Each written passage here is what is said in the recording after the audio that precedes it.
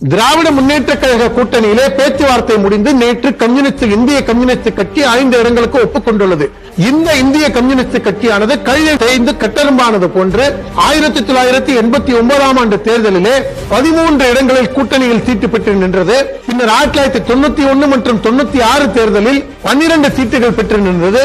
2001 ஆண்டு 10 சீட்டாக அது குறைந்தது.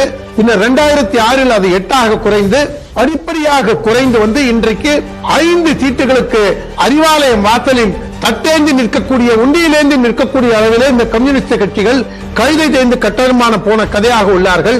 இன்னும் மார்க்சிஸ்ட் கம்யூனிஸ்ட் கட்சிக்கு இடஒதுக்கீடு முடியவில்லை. விடுதலை சிறுத்தைகள் கட்சி 8 சீட்டு கேட்கின்றார்கள்.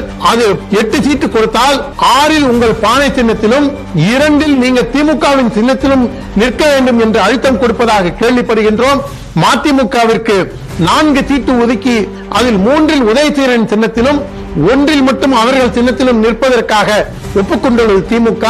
இதே போன்ற அரசியல் நடத்தி கூட்டணி கட்சிகளை முழுங்கி ஏப்பம் விடும் திராவிட முன்னேற்ற கழகம் தான் பாஜகவை பார்த்து புழுதிவாரி தூத்தி பொய் பிரச்சாரத்தை ஏற்படுத்துகின்றது. தமிழகத்தில் உள்ள பிற கட்சிகளை முழுங்கும் வேலையை, அழிக்கும் வேலையை தோள் மேல் கை போட்டு உறவாடி கெடுக்கின்றது திராவிட முன்னேற்ற கழகம்.